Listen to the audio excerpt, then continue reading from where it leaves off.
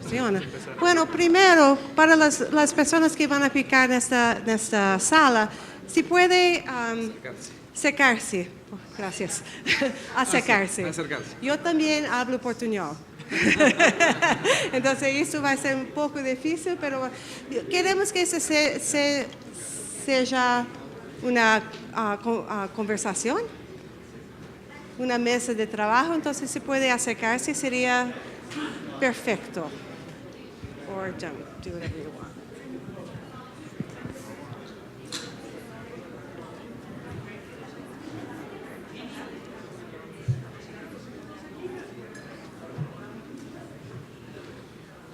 Tú nos vas a presentar, nos presentamos nosotros.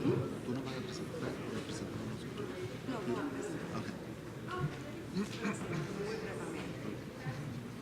Muy bien.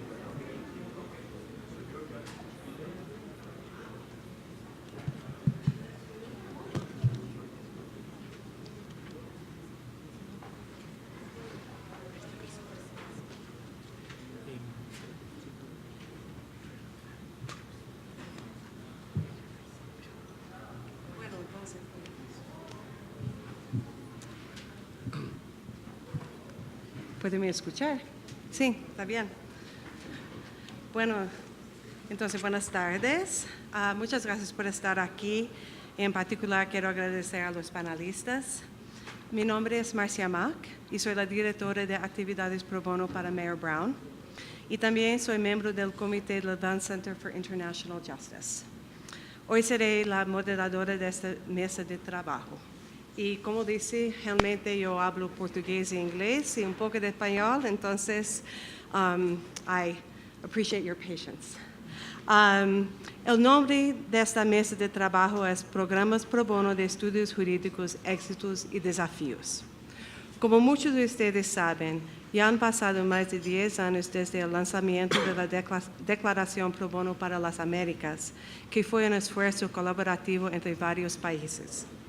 La Declaración Pro Bono es una declaración de principios y un plan de acción para expandir el compromiso de los abogados con el fin de proveer servicios legales a los pobres y a los menos privilegiados en el continente americano.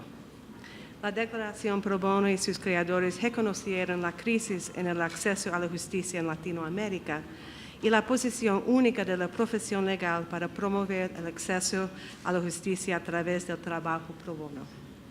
A tales efectos, la declaración proporciona pautas para determinar qué califica como servicios legales pro bono, compromete a los estudios jurídicos de proveer, en promedio, un mínimo de 20 horas de servicios legales pro bono por abogado por año, y de promover entre los abogados el reconocimiento de los servicios legales pro bono como parte integral de los estándares y obligaciones éticos de la profesión. Hoy en día, la declaración tiene más de 500 signatorios de 21 países que representan más de 10,000 abogados.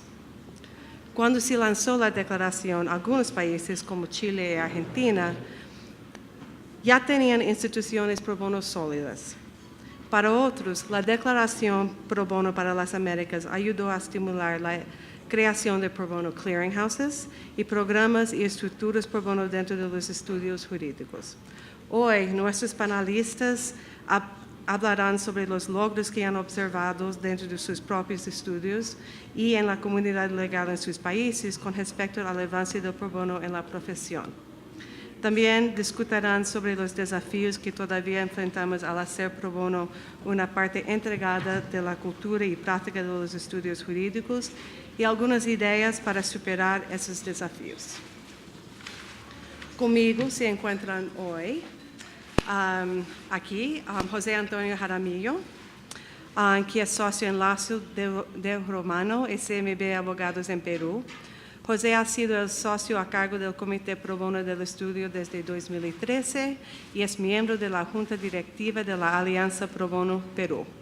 Acerca de él es Pablo Guerrero, que es el presidente y uno de los fundadores de la Fundación Pro Bono Chile. También es socio en un estudio jurídico cuyo nombre no consigo pronunciar. Muchas gracias. Nem quería tentar. Al lado de él es Juan Sebastián Peredo, que es asociado en Loredo y Camacho en Colombia. Loredo y Camacho es un miembro de la Fundación Pro Bono Colombia. En 2014, el estudio fue homenajeado por la Fundación por sus servicios pro bono. Y last but not least, Lila Gasca, que es asociada en Hogan Lovells en México. Desde 2009, Lila es la asociada encargada del área de responsabilidad social y pro bono en la Oficina de México de Hogan Lovells. Entonces, tal vez, Pablo, podemos comenzar contigo. Buenas tardes a todos. Me imagino que algunos están un poquito cansados ya. Quiero agradecer a todos quienes han organizado este excelente evento. Ha estado tremendamente interesante, como hablábamos con alguien por ahí. Estas conferencias que se han ido haciendo a través de los años nos permiten, por una parte, renovar o repetir ciertos conceptos, pero siempre nos agregan algo nuevo, nos agregan nuevas experiencias, nos agregan nuevas personas que concurren a ello y, por lo tanto, para mí, por lo menos, son tremendamente energizantes en el compromiso que tenemos con el pro bono. En segundo lugar, la razón por la cual estemos un poquito más bajos no es porque la materia que vamos a tratar sea de menos altura, sino que es precisamente para poder tener una conversación y ojalá esta sea una oportunidad para que todos aquellos que quieran hacerlo puedan hablar y opinar. Yo sé que hay mucha gente aquí que tiene probablemente tanto más experiencia que la nuestra en materia de organización de trabajo pro bono en los estudios jurídicos y por lo tanto todos los aportes son tremendamente relevantes. En lo personal, yo soy presidente de la Fundación Pro Bono hace muchos años y además soy socio administrador de un estudio jurídico, de un despacho, y por lo tanto tengo la experiencia desde ambas perspectivas.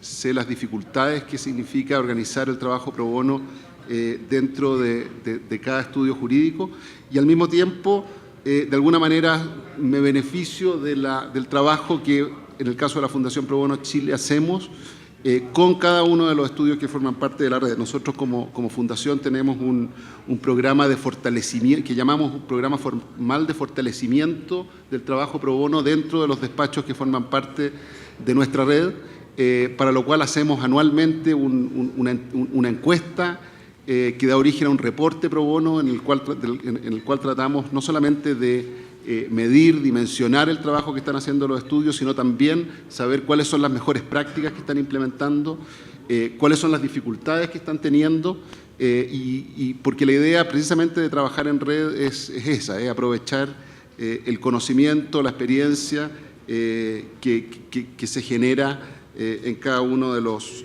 estudios. Yo siempre he dicho que los eventos pro bono de abogados son los mejores eventos porque no hay clientes, entonces no hay nadie por quien competir, digamos. Normalmente en las reuniones de abogados están todos peleando por los clientes. Cuando no hay clientes, nadie compite y los pocos clientes que hay no pagan. Entonces, la verdad es que son oportunidades de colaboración bien únicas.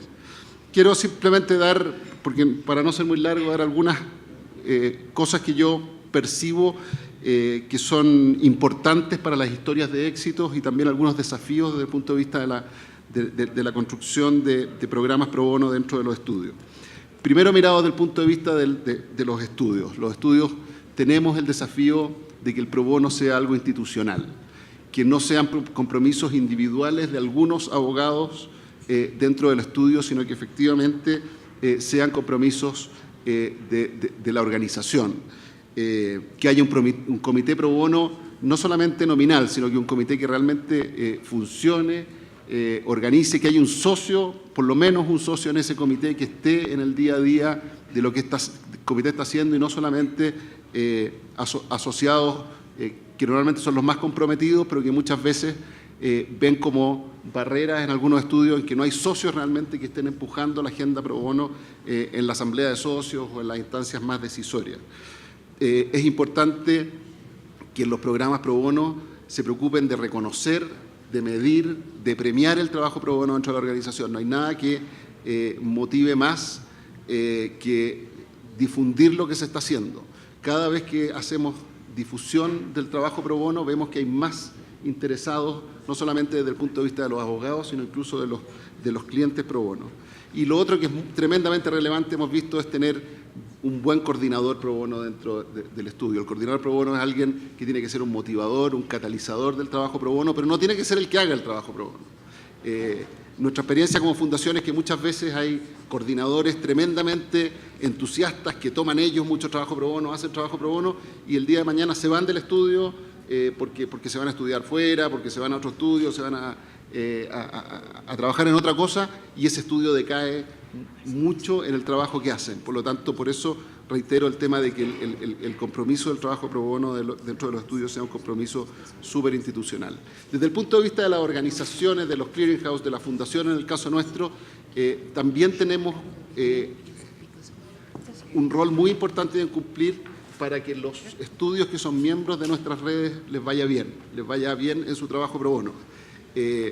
Hay que apoyar esa institucionalización. Nosotros hemos estado como Fundación Pro Bono trabajando hace ya, no sé, 5 o 6 años en ayudar a los estudios a que cada uno tenga un manual pro bono, que no sea un manual, si bien partimos de un modelo, que no sea simplemente adoptar un modelo que se les impone, sino que un manual que responda a cuáles son las dinámicas internas, las dinámicas de poder, de decisión, de áreas de práctica de cada despacho.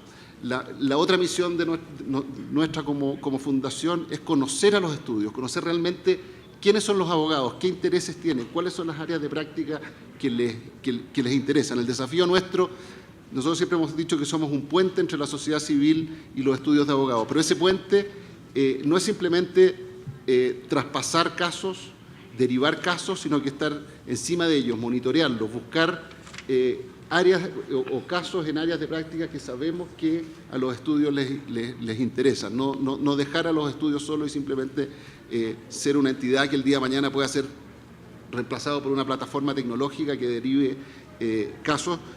Nosotros, por lo menos como Fundación Pro Bono, creemos que todos los casos de éxito han tenido que ver con oportunidades en las cuales como fundación nos hemos involucrado activamente y que no hemos abandonado. Los casos más importantes que han llevado los estudios han estado siempre con el soporte atrás de la fundación. Eso requiere un esfuerzo y una disciplina muy importante de parte del staff de la fundación, pero evidentemente ayuda al éxito de los proyectos. Y finalmente, en el caso nuestro, hemos tratado siempre hemos dicho que el pro bono es una obligación ética de la profesión y que por lo tanto no solamente deben hacerlo los estudios de abogados o los abogados que trabajan en estudios, sino que también los abogados individuales y también los departamentos legales de empresas. Hemos estado creando una red de departamentos legales de empresas y para ellos también se requiere un trabajo especial. No son los mismos casos que son capaces de tomar los estudios por el tipo de práctica que tienen, por la expertise que tienen, que los que son llamados a llevar los departamentos legales de empresas, y nuestro desafío es buscar casos especiales que sean atingentes a la experiencia que ellos tienen. Por lo tanto, eso es un poco lo que quería transmitir yo. Creo que lo más importante es los compromisos institucionales y no solamente individuales, que evidentemente son los que son los motores, pero que tienen que ser los motores de un avión mucho más grande que tiene que volar juntos. Eso. Pero como les decía, invitación a todos a dar sus opiniones y experiencias. Sí. Buenas, muchas gracias. Y también quería decir, como Pablo dice, que queremos que eso sea una conversación. Entonces, si tiene preguntas en cuanto los panelistas están hablando, por favor, nos deja saber. Yo tengo una pregunta antes que vamos para la próxima panelista. Habló que una de las cosas importantes es involucrar a los socios en el trabajo pro bono, en el programa pro bono, en la institucionalización del programa pro bono. Yo sé, en nuestro estudio Mayer Brown, es muy difícil para involucrar los socios. Por ejemplo, el año pasado, 85% de nuestros asociados hicieron por lo menos 20 horas de pro bono y para los socios ese número fue 30%. Entonces, ¿cómo ustedes hacen para fomentar la involucración de los socios en el programa pro bono y para apoyar el programa pro bono? Yo creo que hay una forma fundamental, que es por lo que se mueven la mayoría de los socios de la oficina de abogados, que es cuando se evalúa a los socios, considerar dentro de esa evaluación cuál ha sido el aporte, porque yo creo que nosotros tenemos que dejar de pensar en el pro bono como un acto de caridad que estamos haciendo y realmente pensarlo como algo que construye cultura, que ayuda a los estudios, además del tema de la dimensión ética que yo creo que existe, pero que al final es bueno para el estudio, para el recruiting, para la retención de talento, para el ánimo interno, para el prestigio que el estudio tiene frente a la comunidad. O sea, hay muchas razones más allá de la ética de por qué hacer pro bono dentro del estudio. Por lo tanto, una de las cosas que nosotros hemos adoptado, y no sin resistencia, es que el grado de apoyo a los programas pro bono del estudio por parte de los socios es algo relevante que se evalúa también en sus propias compensaciones. En el caso de los socios, muchas veces no los evaluamos tanto en función de las horas que le han dedicado a hacer trabajo pro bono, sino realmente al apoyo que han dado al trabajo pro bono en la institución, que a veces no está dado solamente por el número de horas trabajadas pro bono, sino que realmente en cuanto han facilitado a sus asociados el trabajo que han hecho. Gracias. Entonces, tal vez podemos ir para Lila, para hablar un poco sobre la situación en México, donde estamos. Sí, bueno, muchas gracias por haber invitado a participar en este panel. Para mí es un verdadero honor estar con todos ustedes y muchas personas muy importantes en el pro bono, y en verdad todo esto viene a ser parte de un esfuerzo y de un sueño que tuve hace mucho tiempo, ¿no? Y creo que el pro bono en sí es un tema del deber ser del abogado, ¿no? Todos cuando estudiamos por esa espinita que tenías en relación con la justicia social y por cambiar las cosas en el mundo. Entonces, más que un tema ajeno al abogado, me parece un tema intrínseco al abogado, ¿no? Un abogado no puede existir sin hacer pro bono, no puede existir sin tener esa espina de cambiar las cosas, salvo que haya estudiado Derecho por cuestiones ajenas a una verdadera vocación de la abogacía. Eso, bueno, esa es mi primer motivación al entrar a pro bono. Yo trabajo en Hogan Lovells desde hace 18 años, antes Barrera, Siqueiros y Torres Landa, y en el 2006 me fui a estudiar una maestría, un MBA de Administración de ONGs. Y ahí también era un tema de cómo te vas a estudiar eso si eres una abogada corporativa, ya te saliste del mundo del derecho, no vas a volver, vas a ser directora de una fundación. Y justo para mi beneficio y mi suerte, en 2008 se firma la Declaración Interamericana del Derecho Pro Bono y me ofrecen el trabajo de mi vida, ¿no? Hacerme cargo del pro bono de Barrera, Siqueiros y Torres Landa, que ahora es Hogan Lovells. Y desde entonces he liderado el área de pro bono y de responsabilidad social en la firma. Y te puedo decir que ha sido un camino difícil. De repente te sientes sola en este mundo de coordinadores pro bono de tiempo completo, porque mi trabajo es de tiempo completo. Hasta hace 2 o 3 años ese es un tema, pero bueno, el pro bono ha sido una evolución en México bastante importante. Y ahora ya tenemos 2 o 3 coordinadores pro bono en algunas de las firmas, no en todas, pero sí muchos socios enfocándose al tema de pro bono. Y ya lo ven como una inversión social. No es un gasto, ¿no? O sea, el pro bono, y hay que dejarlo claro, porque todo el mundo, cuando creen en un trabajo pro bono como el mío, que es de tiempo completo, no te pagan, ¿no? O te pagan bien. Digo, no, a mí me pagan bien. No es un tema gratuito, ¿no? La firma tiene una inversión social en mí porque considera que el pro bono es importante. Entonces, esa es la primera espina que yo siempre trato de fomentar en los socios de despacho, en decir, es una inversión para tu firma. Estamos creando cultura de legalidad en México, que tan importante y tan necesaria es, ¿no? Necesitamos crear Estado de Derecho. En México y en Latinoamérica se nos cae el Estado de Derecho de repente. Entonces, hay que apostarle, hay que invertirle, y no es un tema de gratuidad. ¿no? Todos en esta mesa somos abogados y necesitamos de alguna manera tener dinero para vivir, ¿no? Entonces, por supuesto que cuesta, y ese fue el primer reto. Y te puedo decir que otra cosa que yo siempre digo, y creo que todos los que me conocen en México, y digo, no es competencia.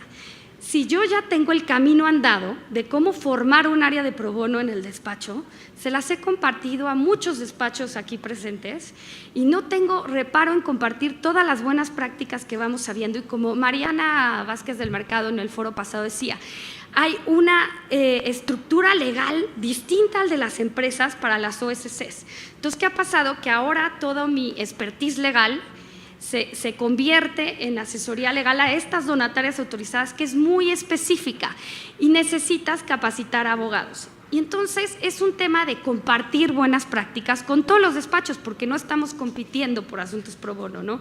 Ojalá llegara el momento en decir, ¡ay, ya no hay más asuntos que tratar! ¿Ahora a dónde volteamos?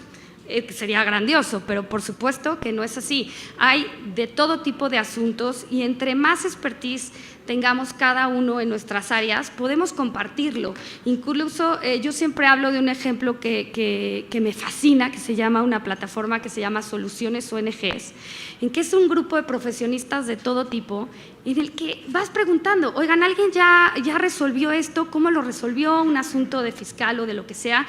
Y ahí los mismos profesionistas van diciendo, sí, yo lo resolví así. Y es en vez, ¿no?, de llevarte a tu estudio, otra vez estudien todo el tema de esta legislación, es compartir las buenas prácticas entre nosotros para que esto funcione.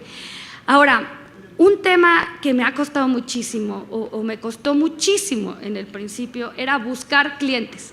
Así, aunque suene ilógico, pero ahora busca los asuntos que tengan que ver con el área de expertise de tus abogados, ¿no? Porque en la firma, en Hogan Lovells, no tenemos litigio civil o familiar, por ejemplo, litigio familiar ni litigio penal, y que es el principal asunto que te llegan a pedir las personas vulnerables y de escasos recursos. Entonces, ha sido también una batalla porque aquí en México el tema es que las organizaciones de la sociedad civil no conocen que existe el pro bono y que es gratuito. Todavía llegan y nos siguen preguntando, cada vez que los presentan a alguien con nosotros, oye, pero ¿cuánto me vas a cobrar? No, es que no te voy a cobrar. No, es que necesito saber porque necesito hacer el presupuesto. Es que es pro bono, es gratuito. Entonces, quiere decir que algo también estamos haciendo en que, como comunidad jurídica y como abogados, en que no se da a conocer que tenemos esa responsabilidad social intrínseca de dar servicios legales gratuitos a quien lo necesita. Y eso ha sido, bueno, otro de los retos que he tenido y aunado a lo de los socios, me parece importantísimo que tengamos un comité pro bono y un champion de pro bono, ¿no? Que sepas que ese socio es el que le apuesta durísimo al pro bono y que te va a apoyar y que para cualquier cosa sabes que va a estar ahí atrás de ti y atrás de todo el camino que tienen. Me parece importante. Las encuestas a todo el personal son buenísimas porque de ahí, casualmente, no sabías que la mitad de tus empleados tienen relación con una organización. Y entonces es decirles, bueno, ¿por qué no te ayudo? Si tú ya tienes una organización, ¿qué necesita esa organización? Si tú vas los sábados a trabajar como voluntario a otra organización, pregúntale legalmente qué necesita, ¿no? Y también me parece importante que no se confunda que es trabajo legal pro bono con actividades de voluntariado, apoyar a mis amigos de la firma o servicios que no se pagan o… Es muy fácil. Yo he tenido ejemplos que les digo, oye, ¿por qué no haces pro bono? No, yo ya dono, yo ya beco a una niña. No, es que eso no es pro bono. Y son los mismos abogados que no tenemos claro el concepto de pro bono. Por más de que ya ha habido la Declaración Interamericana del Derecho Pro Bono y ahí está clara la definición, todavía existen esas barreras en decir, no confundamos lo que es trabajo legal pro bono con voluntariado y con otras acciones, ¿no? No me quiero alargar mucho, pero también quería decirles que en el despacho, por ejemplo, nosotros ya tenemos, nuestra base, por supuesto, es la Declaración Interamericana del Derecho Pro Bono, pero creamos nuestra propia definición del pro bono que es sobre la realidad de México. Y mañana ustedes también, esto lo plasmamos, un grupo de abogadas en un documento que son los estándares pro bono para México. ¿Por qué? Porque nos dimos cuenta que aquí en México hay realidades distintas, ¿no? Y supongo que eso les pasa a cada uno de los países en Latinoamérica. Aquí es, híjole, la mitad, bueno, no mentiría, no conozco los datos exactos, pero tenemos una gran infraestructura de trabajo que no está legalizada, ¿no? Que no está en el sistema fiscal. Entonces, también ¿por qué no es trabajo pro bono apoyar a estos emprendedores a que creen sus empresas y empiecen a pagar impuestos? Por supuesto, hablo de grupos vulnerables, porque como verán aquí en México, como sucede en muchos países de Latinoamérica, pues no todo mundo está en el sistema de captación de impuestos, ¿no? Y también las empresas sociales. Las empresas sociales es una gran apuesta, y esa gran apuesta, por supuesto, que tiene que ir respaldada por nosotros, y no sé, de alguna manera decir, bueno, ¿en qué momento te puedo apoyar? Ahorita, en los inicios de tu trabajo, cuando está más vulnerable, y después, posteriormente, hay que apostarle, porque van a ser, o esperemos todos, que sean los grandes clientes de los despachos, porque el mundo se tiene que ir moviendo, y cada vez lo vemos más, se va moviendo hacia crear o servicios y etcétera, que sean socialmente responsables y socialmente responsables con el medio ambiente, ¿no? Entonces, creo que eso es todo. Muchas gracias. Bueno, muchas gracias. ¿Alguien tiene pregunta antes que vamos adelante? Bueno, una pregunta que yo tengo, dice que uno de los desafíos es buscar los casos pro bono. ¿Y cómo es que los Clearinghouse Organization están trabajando con las firmas, con los estudios para enfrentar esto? El tema es que el reto en el despacho es grande. Nosotros tenemos que hacer 20 horas pro bono y la verdad es que ya los hemos rebasado. El año pasado, en 2016, a nivel mundial hicimos 142.610 horas, pues somos muchas oficinas. En México hicimos 3.834, que eso dan más o menos 30 horas pro bono por abogado, ¿no? Y en 2017 todavía nuestro reto ya se vuelve como una competencia en el despacho contigo mismo, ¿no? De hacer más horas. El año pasado hicimos alrededor de 37 horas por abogado. Las clearing houses, todas las de México, nos pasan asuntos, pero no nos son suficientes para cubrir las necesidades de todo el despacho. Entonces, pues eso es lo que pasa. Y de repente hay asuntos que cargan muchísimas horas, ¿no? Por ejemplo, las investigaciones jurídicas y los litigios estratégicos. Hablaba Juan Francisco Torres Landa, que es socio de Hogan Lovells, sobre los cambios sistémicos que ha hecho. Nosotros en el despacho llevamos la sonadísima aquí en México, pero litigio estratégico, para que el tema de las drogas se pusiera sobre la mesa en agenda pública, y logramos que les dieran un permiso a 4 personas para que producieran y consumieran su propia marihuana.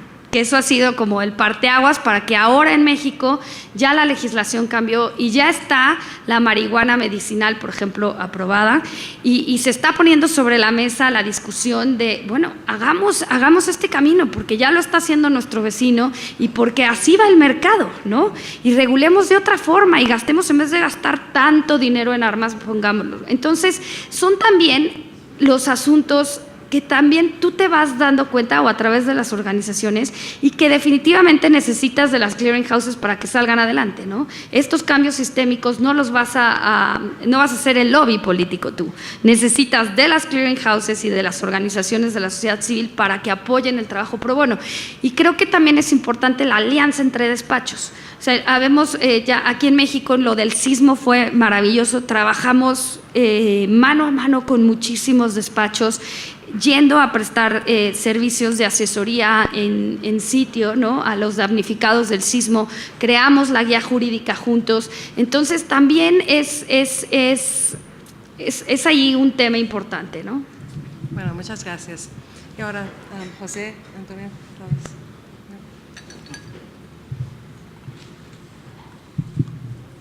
Hola, buenas tardes a todos.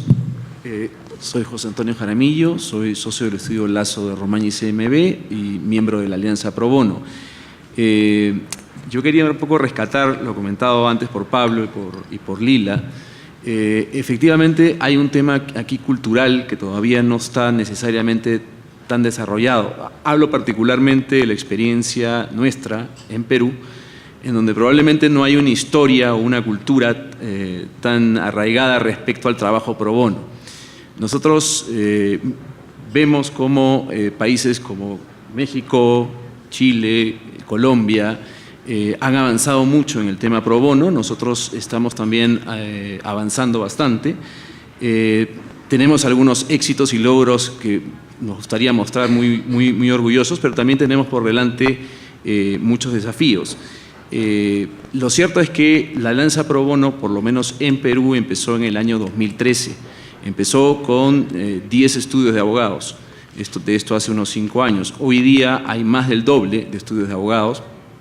Y además no estamos contando que varios de ellos se han fusionado, con lo cual en realidad se han convertido en uno solo, pero aún así superamos las 20 firmas.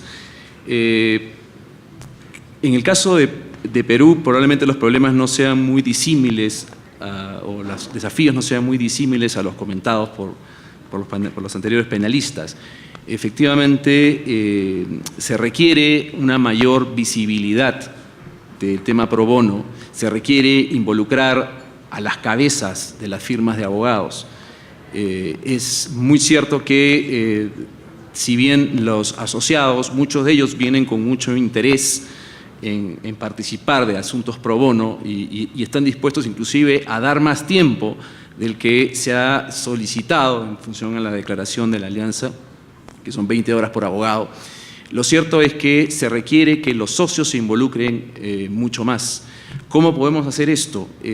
Bueno, hay varias maneras. Pablo compartió algunas con las cuales coincido.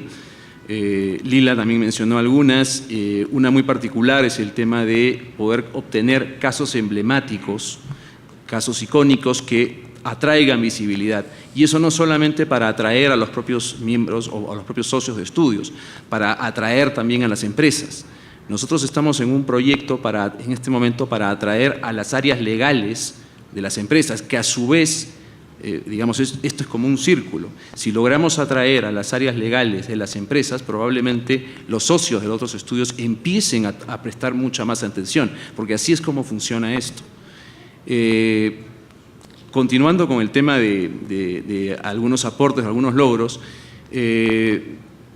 en Perú, en su momento, se creó un concurso para universidades que resultó muy interesante, que se llama el Desafío Pro Bono. Desafío Pro Bono permite que grupos de estudiantes puedan presentar un proyecto para ser luego evaluado y el proyecto ganador obtiene la posibilidad de que su proyecto sea ejecutado. Así, por ejemplo, el año pasado se ejecutó un proyecto relativo a identidad y acceso a la justicia para comunidades nativas. Y miembros de varios estudios viajaron a la selva para poder dar capacitación en temas de identidad, en temas penales, en temas de familia. Y algunos de los que viajaron en su vida habían hecho antes pro bono. Y luego de esa experiencia, hoy por hoy, efectivamente han tomado conciencia del tema y se han convertido en uno de los activistas fuertes, digamos, dentro de los propios estudios de abogados. Y además esto ha servido como vitrina para las universidades, porque hoy por hoy, cuando hacemos reclutamiento de abogados jóvenes, algunos, cuando les preguntamos por qué quieres trabajar en nuestra firma o por qué quieres trabajar en X firma, uno de los argumentos que utilizan es porque ustedes ven más allá de simplemente atender casos de clientes. Ven casos muy importantes, yo quiero aprender con ustedes, pero no tienen el driver solamente vinculado a eso. Entonces, eso nos ha servido para poder atraer a muy buenos candidatos, que un poco en la línea con lo que comentaba Pablo. Un proyecto bien interesante, por ejemplo, que espero nos dé cierta visibilidad el día de mañana, es que Lila comentó el caso de sismos. Bueno, Perú también es un país localizado en un área sísmica y además que sufre de embates naturales. El año pasado hubo unas lluvias terribles y más allá de que efectivamente hay una responsabilidad del Estado por la falta de prevención, etcétera, el hecho es que había mucha gente necesitada de ayuda. Entonces, por ejemplo, en este momento se está desarrollando y se espera lanzar en un mes o dos un manual de orientación legal para casos de desastres, en donde de manera muy coloquial, de manera muy simple, se explica diversos aspectos que deben tener en cuenta aquella gente que lo ha perdido todo, desde aspectos inmobiliarios, aspectos constitucionales, temas de declaratorias de emergencia, a qué autoridades pueden acudir, cuáles son sus derechos respecto a las casas que han perdido y que estaban probablemente sujetas a hipotecas o garantías, etc. Entonces, yo creo que estas conferencias internacionales, por lo menos desde mi punto de vista, nos nutren sobre cómo otras latitudes han tratado el tema antes que nosotros, y estoy seguro que va a ser muy enriquecedor para nuestra experiencia. Gracias. Muchas gracias. Y last but not least, Juan Sebastián. Muchas gracias. Es difícil ir de cuarto, no sonar repetitivo frente a los demás, pero en todo caso sí quiero rescatar algunas cosas. Cuando hablan de clearing houses y de la importancia de los clearing houses, pues solamente tengo que rescatar que nosotros tenemos una fundación pro bono que es ejemplar, que realmente ha hecho una labor magnífica en recoger casos, no solamente en ser capaces de recibir una suficiente cantidad de casos interesantes como para que las firmas sientan una motivación de hacer pro bono, sino que además esos casos que recogen hacen un filtro, un muy buen filtro para que no se vaya a pasar nada que no debería pasar a pro bono y para que no se quede por fuera algo que sí debería entrar a pro bono. Ellos son como, en alguna ocasión les decía, son como un reloj suizo funcionando en una ciudad como Bogotá. El reto está en que nosotros como firmas de abogados les sigamos el paso. Cuando hablaban hace un momento de involucrar a los socios, ese es seguramente el desafío más grande, porque yo considero que pertenezco a una generación en la que la realización de trabajo pro bono es natural a nosotros. Es algo que creo que todos los que estamos en esa generación lo compartimos y nadie tiene que venir a enseñarnos ni a decirnos por qué deberíamos hacer pro bono, ni a convencernos de hacer pro bono. Tengo la suerte, la casualidad también, que acá en estas conferencias está una de las profesoras que me inculcó el trabajo pro bono en la universidad. Me pidió expresamente que no dijera hace cuántos años, así que no lo voy a mencionar. Se está escondiendo ya. Sí, se va a ir al otro workshop. Y es que el desafío más grande en temas pro bono es que los abogados nuevos, los abogados jóvenes tomen pro bono, y viene con esta contraposición de lo que acababa de decir. Es gente que está convencida que el abogado tiene que hacer trabajo pro bono, que sabe que es una cosa natural al ejercicio del derecho, pero que toca el piso de una firma de abogados y no toma casos pro bono. Y es ahí cuando surge la pregunta de que ¿por qué está pasando esto? ¿Qué es lo que genera que no tomen los casos pro bono? Y yo creo que esto se debe a varios motivos, y son varios miedos que hay que superar en este proceso de tomar un caso pro bono. El primero es el miedo de, ¿será que a mi jefe le molesta que yo tome un caso pro bono? ¿Le gustan los casos pro bono? No estoy seguro si mi jefe realmente está comprometido con el trabajo pro bono. Acá viene la necesidad de tener, como lo decía Lila, un champion en trabajo pro bono, que sea un champion no solamente frente a los asociados, sino frente a otros socios, y que genere que los otros socios estén convencidos que si un abogado de su equipo toma un caso pro bono es algo positivo para el equipo. Pero ese es el primer obstáculo que tiene que pasar un asociado que está incursionando en el mundo de firmas y que quiere, por supuesto, quedar bien con su socio.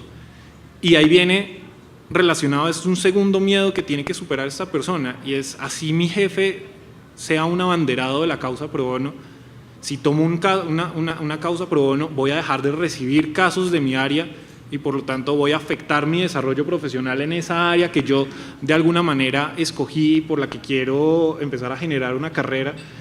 Y es ahí donde el apoyo del socio, el apoyo del jefe de equipo se vuelve fundamental, en la medida que una persona que está asumiendo casos pro bono no por eso deje de recibir casos de su área de práctica, porque si empieza a suceder eso, la repetición no va a suceder, no va a volver a tomar un caso pro bono.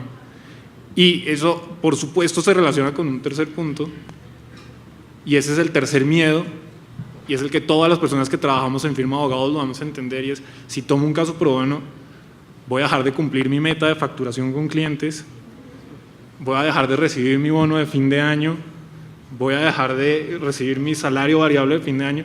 Eso es algo que solo la firma, incentivando el trabajo, un trabajo pro bono, un trabajo integral en el que la remuneración del abogado no solamente se vea, digamos, retribuido en relación con el trabajo a clientes, sino que además se vea retribuido de alguna manera en esa inversión social, como lo mencionaba Lila, del abogado a hacer pro bono, se puede solucionar. Por supuesto, ese primer escollo, que es convencer a los socios, es el más difícil, pero es el más importante. Si un socio o un jefe de equipo decide asumir casos pro bono, necesariamente va a permear a toda la organización, y va a ser mucho más fácil que un abogado que recién llega y recién comienza se anime a tomar un caso pro bono, porque está viendo que los que ya llevan un rato en la firma lo están haciendo. Como éxitos, porque pues todos estos desafíos se pueden responder con éxitos, no se pueden plantear soluciones únicas a un reto como este o a un obstáculo como ese. Es como éxitos. Tenemos muchos casos de un gran socio que se involucra en el trabajo pro bono, tenemos muchos casos de grandes jefes de equipo que se involucran en el trabajo pro bono. Creo que un gran éxito de esto es ver el trabajo pro bono como se ve a un cliente de verdad. ¿Y por qué digo esto? Porque muchas veces el trabajo pro bono se relaciona con un trabajo muy individualista, y es que un abogado asume un caso pro bono y él solo lo asume, o ella solo decide tomar el caso pro bono y solucionar todos los aspectos del caso pro bono, porque siente que es su responsabilidad haber asumido el caso pro bono y no es responsabilidad de la oficina.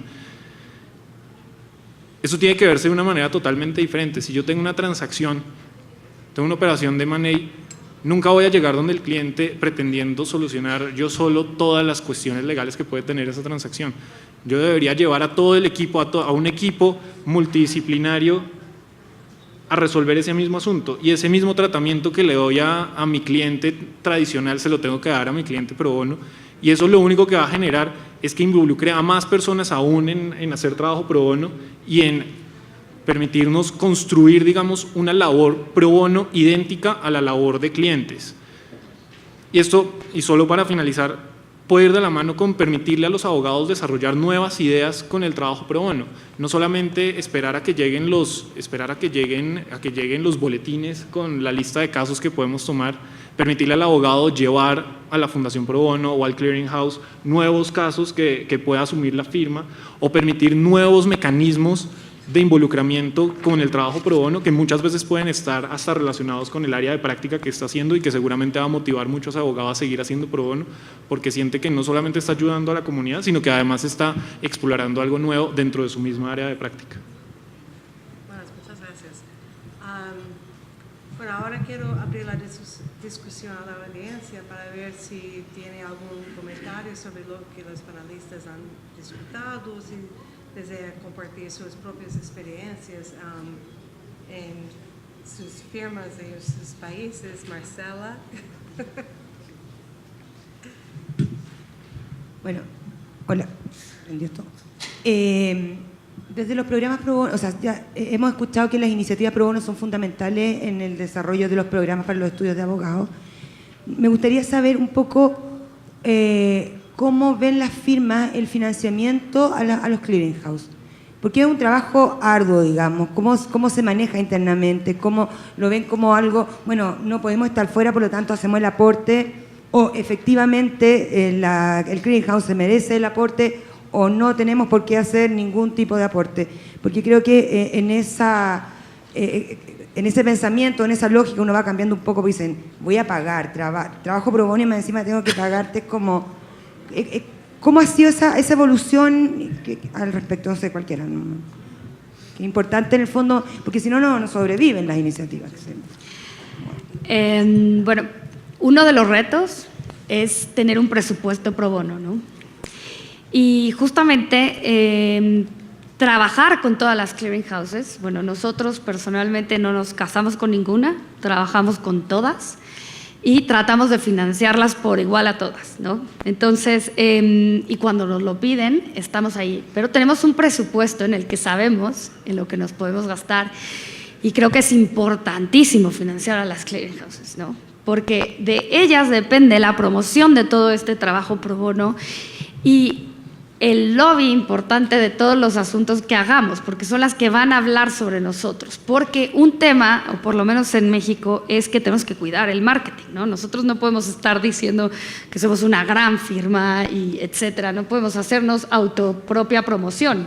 Son las clearinghouses las que te ponen en la bandera del pro bono como un champion, con sus premios, con sus noticias, con sus casos emblemáticos.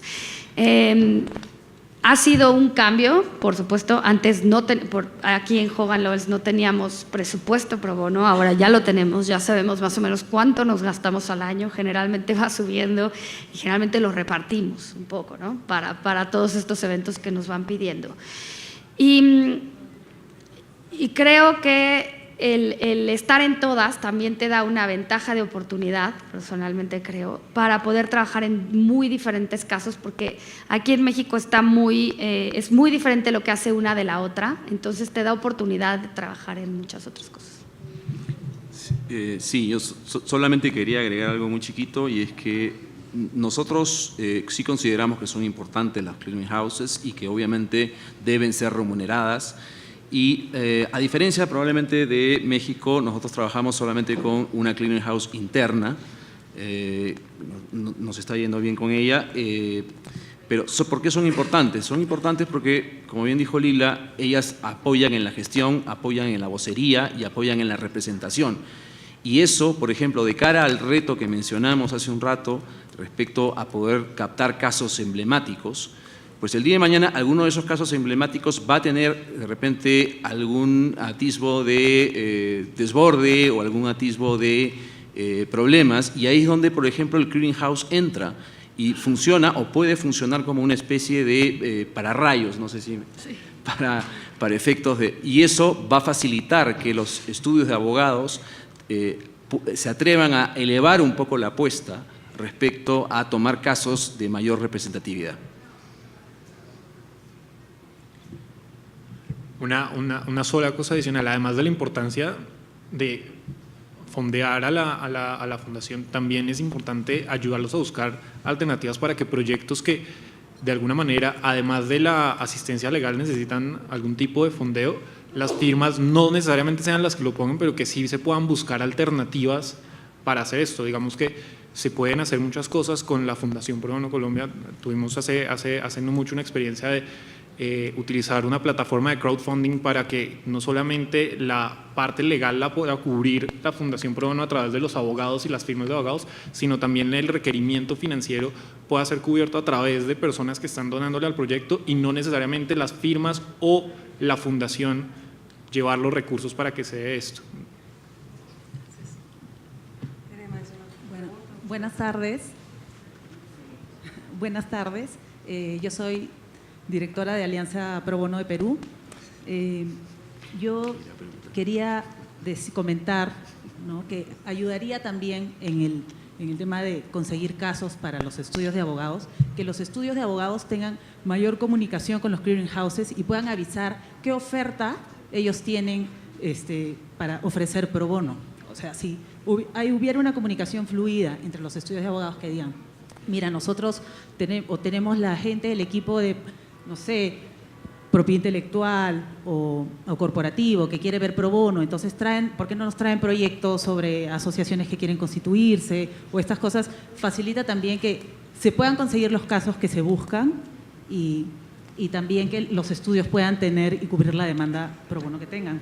Y otro tema también que un poco está relacionado con lo último que ha dicho, bueno, la última persona que habló. Juan Sebastián, perdóname Juan Sebastián, es que también hay algunos temas que pueden ser especializados y que requieren ayuda pro bono y que no necesariamente los miembros del clearing house están tienen todos los conocimientos técnicos para poder identificar el caso. Entonces, si hay algún tema de interés del estudio y el clearinghouse lo sabe, incluso se puede contar con la colaboración de los miembros del estudio para poder identificar, digamos, las necesidades legales en algún caso que se requiera conocimientos técnicos. Estoy hablando temas de repente que tengan que ver con inversiones y posible afectación de derechos indígenas, no lo sé, proyectos que puedan afectar a ciertas comunidades, algunos temas que a veces no se ve. Entonces, eso es una sugerencia como para realizar el trabajo. Gracias. ¿Quiere comentarlo? Si quieres. Bueno, lo único que te quiero comentar es, creo que ahí también es parte del diálogo que tiene el coordinador pro bono con las clearing houses, ¿no?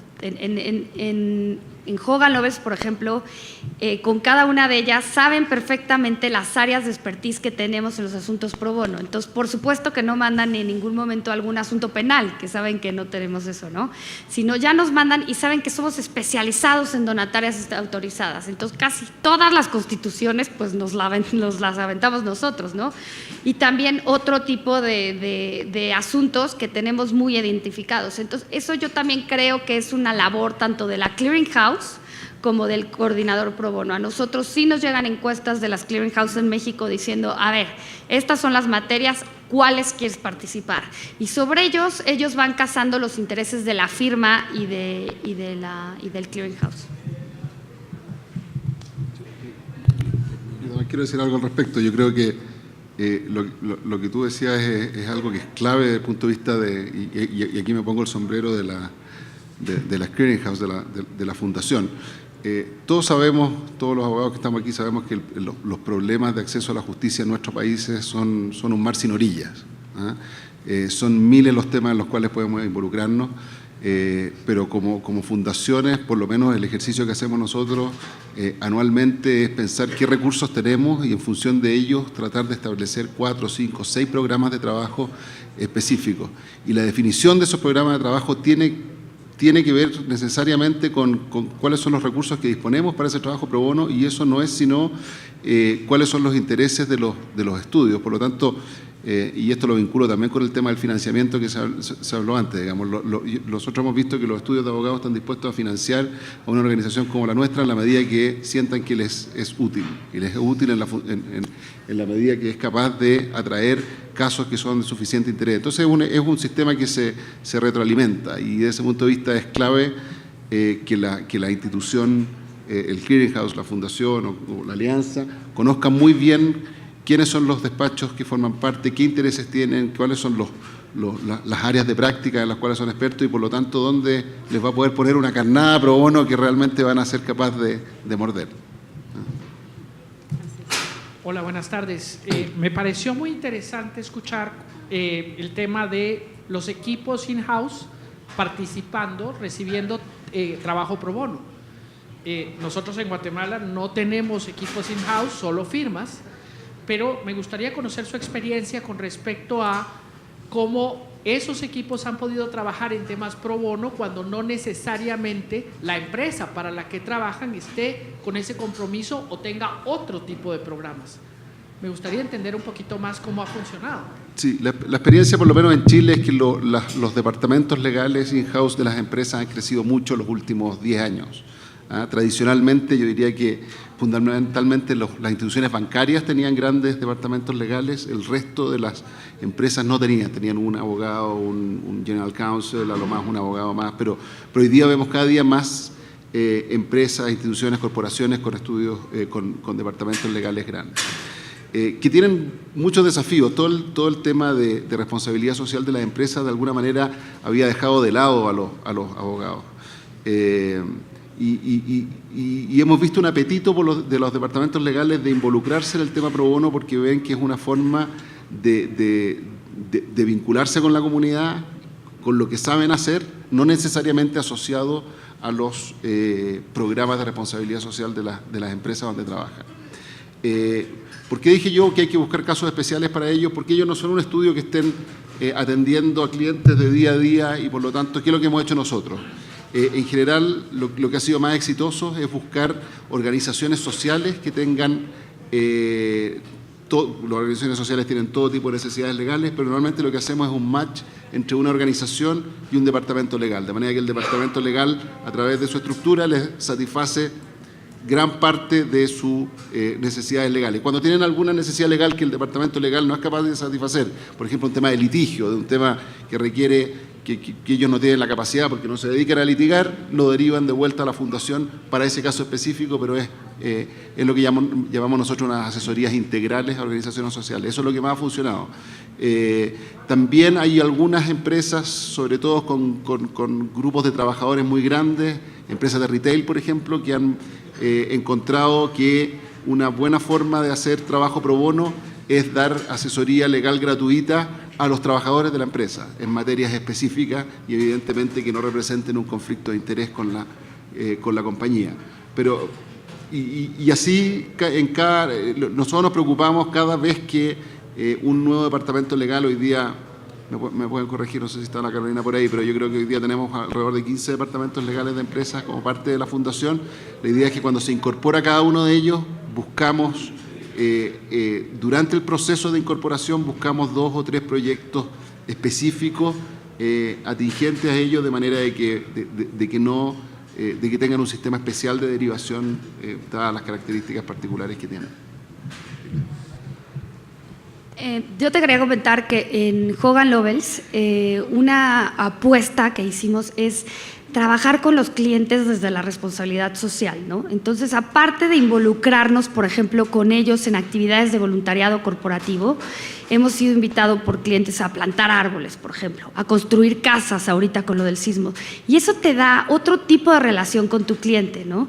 Y para el tema pro bono, efectivamente, nos ha costado mucho trabajar en alianzas con in-houses y nos lo piden, por supuesto, porque a nivel internacional ellos ya les exigen sus horas pro bono a los in-house y nos dicen, bueno, apóyennos. Y lo que hemos logrado, y te puedo decir que ha sido un experimento y tampoco es algo que tenemos muy fuerte ahorita en la Oficina de México, pero logramos hacer unas capacitaciones legales junto con ellos. Entonces, ¿qué hacíamos? Preparábamos 10 temas, por ejemplo, propiedad intelectual, laboral, etcétera, que sabíamos que eran temas relevantes para las organizaciones de la sociedad civil. Iba alguien de nuestra firma y la persona legal de la empresa, ¿no? Y esto hacía que él se sintiera más seguro, porque lo que nos decía es que yo sí puedo dar este tema, pero ¿qué tal si me preguntan algo que ya va más para allá? Yo necesito un especialista ahí. Yo te lo mando. Tú trata de darlo todo y cuando se te atore algo, ahí está tu abogado de la firma, ¿no?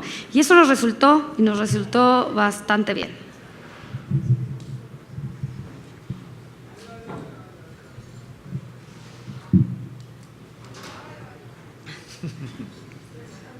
Hola, ¿qué tal? Soy Gonzalo Gallo de Argentina. Nos pasó, ojalá tuviésemos 12, dijiste empresas, Pablo, tenemos 3, se incorporó la tercera, son 2 compañías de seguros y el otro día se incorporó JP Morgan. Y una de las cosas piolas que nos dijeron ellos, y aparte tuve una reunión semana pasada con Ford también, que se quieren incorporar. Una de las cosas piolas que nos dijo la gente de JP Morgan, me dice, a ver, ¿en qué casos podemos trabajar? Y tenemos esto, lo otro. Bueno, a ver esos casos con el Ministerio de Justicia, bueno, que hoy contaban del Ministerio de Justicia. Esos casos del Ministerio de Justicia que son judiciales, ¿podemos trabajarlos con estudios? Es decir, nosotros lo llevamos, bárbaro, de fondo, pero necesitamos un estudio que nos dé el apoyo tribunalicio, procurador, ningún problema, buenísimo. Primera cosa esa. Después, segunda, en enero tuvimos una reunión con una de las compañías que nos decía, bueno, un gerente legal nuevo de la compañía y que quería ver en qué temas trabajar. Y nos decía temas capacitación. Temas capacitaciones son temas que les encanta a las empresas. Educación en Derecho. Van a las universidades, ir a las universidades, y mismo en este proyecto que estamos con el Ministerio de Justicia, también, digamos, de alguna manera ir y dictar cursos dentro de los centros, estos 85, 89 centros de justicia que hay en las villas en Argentina. La idea es ir y dar cursos ahí para la gente que está para la gente que está ahí en el centro y aparte para la gente que vive ahí. Así que esas 2 cosas. Esto quería dar como aporte, simplemente. Y después, una pregunta, José Antonio, era para hacer el manual se manejaron con algún modelo, me imagino. No había a ver, Ya ya me respondiste lo que quería eso, quería que me digas que no. ¿De dónde lo sacamos? Entonces, listo. Yo te voy a contar algo parecido. Nosotros tuvimos una experiencia parecida por eso. en Chile. Ahí iba. Sí, nosotros el año 2010, muchos de ustedes sabrán, un terremoto muy grande en Chile, 8.8, en escala de Richter, fue realmente catastrófico y fue una experiencia maravillosa la que tuvimos, porque tuvimos esta idea de hacer un manual precisamente para lidiar con todas las consecuencias legales que habían a partir de esto, desde temas de vivienda, laborales, de arrendamiento, muertes presuntas, etc. Y juntamos a unas 10 oficinas de abogados, no me acuerdo el número exacto, en una semana, y exactamente en menos de una semana del terremoto teníamos un manual levantado online que fue espectacular. En una semana realmente fue, y eso lo conjugamos con capacitación a estudiantes de Derecho de 6, 7 escuelas de Derecho y después de un tiempo, digamos, porque lo primero que la gente quiere cuando tiene un desastre no es recibir un abogado, digamos, que quiere recibir la ayuda que es más urgente. Pero a partir de las 3 semanas, cuando la gente realmente empieza a pensar en las consecuencias que ha tenido para ellos en el largo plazo, el abogado es útil. Hicimos visitas a las localidades afectadas con gente de la Fundación, abogados de los estudios jurídicos y estudiantes de cada una de estas escuelas de Derecho. Fue una experiencia increíble. Esto dio origen a una página que se llama www.ayudalegalchile.cl, que la hemos ido renovando y actualizando, porque en Chile hay un desastre natural más o menos cada 6 días, más o menos.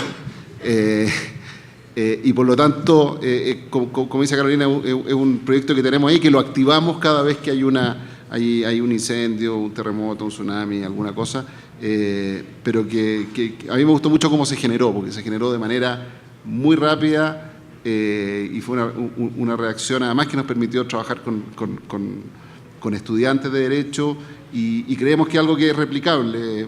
Me imagino y no estoy seguro, no quiero jactarme de nada, me imagino que ¿Alguna de Perú, referencia? alguna referencia, yo me acuerdo de haber hablado con Pipo Bendaño en algún minuto sobre el tema, y creo que es un modelo que es replicable en muchos países. Todos nuestros países, y con todo el tema del cambio climático, están expuestos a desastres naturales, y la verdad es que tener una forma rápida de reacción.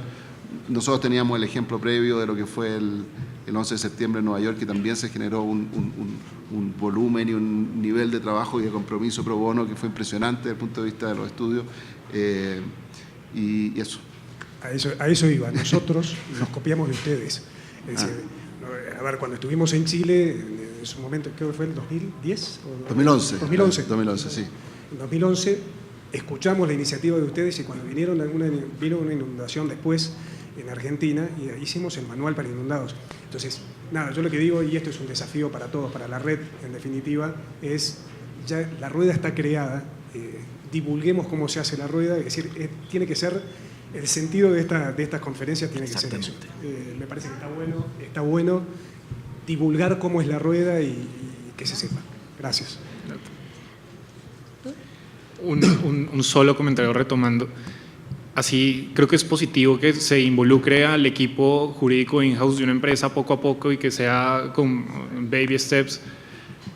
Al final son abogados y creo que hay que llevarlos al punto que simplemente también sean autónomos de recibir, como una firma de abogados recibe casos, y que lo terminen haciendo. Digamos que no quisiera pensar en ellos como unos operadores jurídicos ultra especializados en un solo asunto, y creo que sí se tiene que llevar poco a poco para que los vayan asumiendo y se vayan involucrando pro bono, porque si no, no lo hacen, pero que finalmente siendo abogados puedan hacer, como en el caso de todos nosotros, que seguramente a todos nos ha tocado asumir casos pro bonos totalmente diferentes a nuestras áreas de práctica.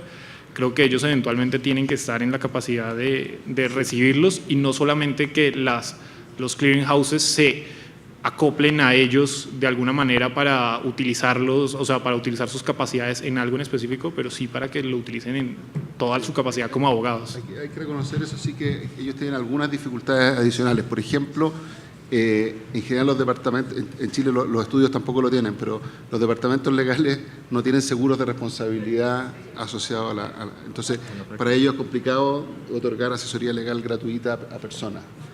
Entonces, por ejemplo, todos los temas de educación en derecho son súper buenos instrumentos porque pueden transmitir un montón de conocimientos sin asumir responsabilidades profesionales directamente.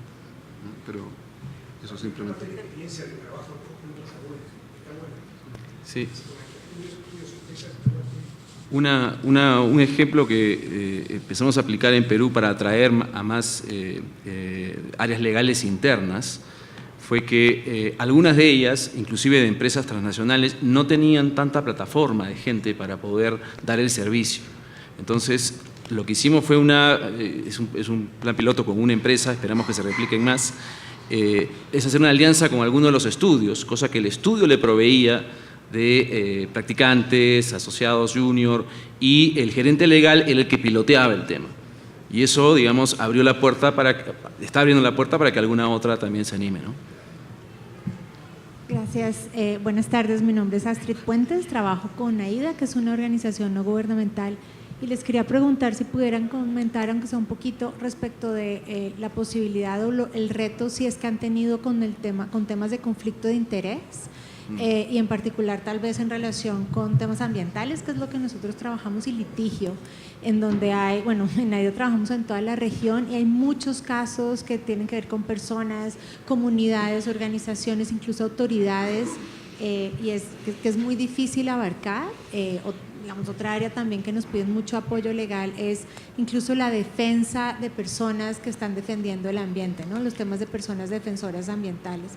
Entonces, no sé si tendrían como algún tema ahí, que yo sé que el tema a veces litigar es difícil, pero si tienen como alguna experiencia de conflicto de interés, cómo manejarlo, qué retos y oportunidades hay. Gracias. Nosotros, los clientes pro bono son tratados como clientes normales y tienen un proceso de conflicto bastante arduo, se corre un conflicto a nivel internacional, entonces hay que seleccionar básicamente los temas pro bono hasta que corremos conflicto, ¿no? Ese es el primer punto. Y sí nos ha pasado y hemos tenido que decir a alguna clearing house, oye, tengo un conflicto de interés, te lo voy a pasar para que otra firma lo tome porque resulta que la contraparte es mi cliente y no lo puedo hacer, ¿no? Entonces, lo que hemos resuelto en el área pro bono es que sabemos que son asuntos importantes y sabemos que son trascendentes y que nosotros no podemos apoyarlo porque resulta que la contraparte pues son los clientes y simplemente se lo pasamos a las clearing houses y ellas lo refieren a otro despacho. Otra opción también es a veces incluir no solamente estudios de abogados, sino hacer convenios con algunas otras organizaciones sin fines de lucro que pueden tomar el tema, no solamente de otros estudios de abogados. Porque es cierto que a veces un estudio de abogados evita tener que entrar en conflicto con un cliente o con un potencial cliente.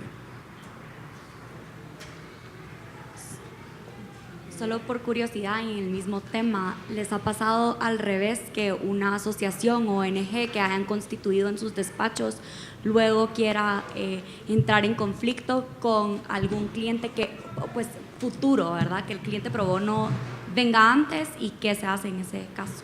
Sí, como es tratado como un cliente normal, entonces yo firmo una carta de servicios con ellos. Entonces si yo quisiera representar a ese cliente, le tengo que avisar a la organización, porque el tema aquí, en el despacho es que nosotros aceptamos asuntos, ¿no? No es que sea mi cliente para todo ni de por vida, ¿no? Entonces le tengo que avisar que voy a llevar esto y tengo que hacer una especie firmamos otra carta con ellos para poder tomar este otro asunto, pero sí pasa.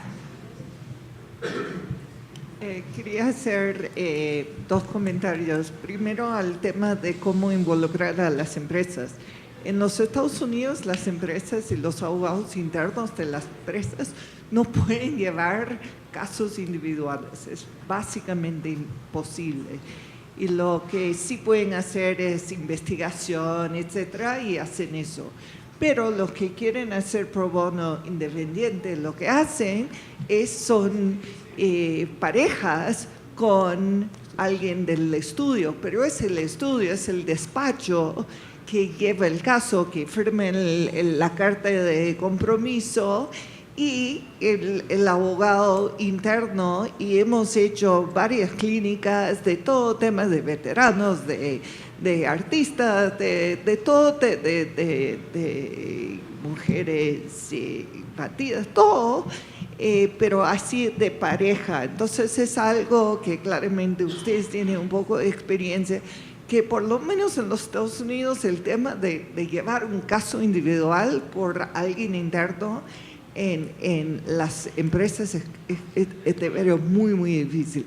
Quería responder al tema de conflicto de interés y no pasar por ese tema. Es claramente uno de los temas más difíciles y es aún, yo creo, más difícil para todos ustedes aún que para nosotros. Porque estamos en un país enorme, hay miles y miles y miles de abogados, todos tienen su obligación de hacer pro bono, entonces al fin y al cabo va a haber alguien que puede llevar ese tipo de caso más individual, que quiere decir con la comunidad, etcétera, donde van a tener que demandar la represa, donde tienen que demandar la minera, donde tienen que demandar a quien sea.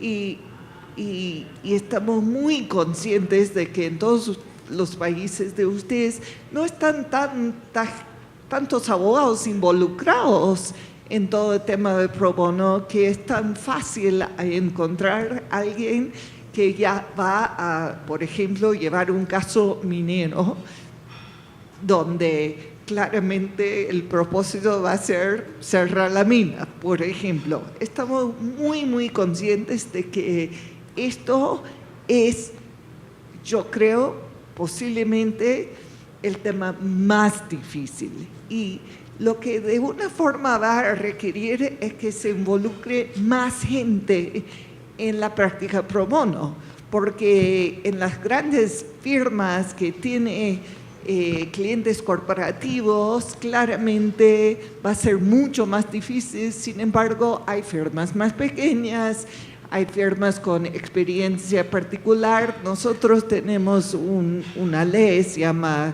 1984, que te permite, como un Citizen Attorney General, que te permite demandar, y si seas exitosa, le van a pagar a los gastos de los abogados. Entonces hay la posibilidad de hacer, entonces hay que haber cambios de ley para que haya gente que pueden llevar esos casos, porque las firmas grandes, nosotros, por ejemplo, casi nunca tomamos casos laborales. No es que no tenemos gente que conozca, es que no podemos demandar a nuestros clientes. Entonces, eso para todos van a ver, mientras están desarrollando todo el trabajo pro bono, que este problema nunca desaparezca.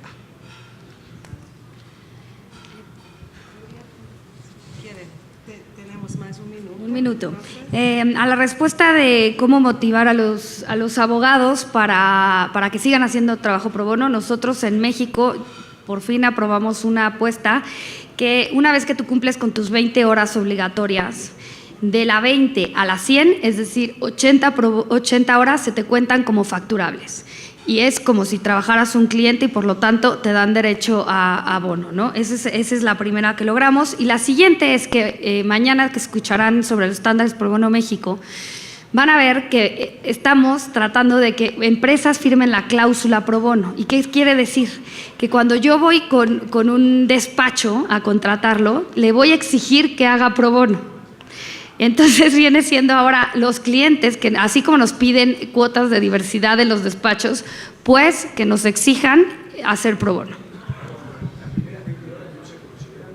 Las primeras 20 horas las dejamos como un tema que lo tienes que hacer para efectos de la Declaración Interamericana del Derecho Pro Bono, y las demás hasta las 100 se te considera como pro bono. Eso aquí en México a nivel internacional es distinto.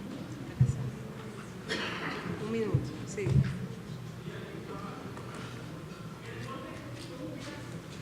30 segundos. 25. Gracias, Marcia. Que me gustaría, bueno, mi nombre es Carolina de Fundación Pro Bono Chile. Creo que agregar que un desafío para los estudios jurídicos puede ser esto, porque he escuchado mucho el tema del caso emblemático. De pronto todos los abogados quieren ser Erin Brockovich y tener un super caso, y creo que también hay que dar la vuelta y que todos los casos son emblemáticos para la persona que lleva su caso. Entonces, de pronto decirle a los abogados, ¿sabes qué? Este caso le va a cambiar la vida a esta persona, por favor, tómalo. Nunca va a ser más complejo que los casos que llevan ustedes en sus propios despachos. Entonces, cambiar esa mirada de que el caso emblemático es lo único que va a atraer al abogado, al socio, al asociado, sino que todos los casos pueden tener ese tinte y hay que saber un poco cómo venderlo, como dicen ustedes, marketearlo, mientras llega, por supuesto, el caso emblemático, porque tampoco es que los casos emblemáticos caigan del cielo, hay que armarlos muchas veces. Entonces, eso es lo que quería agregar un poco a la discusión del panel.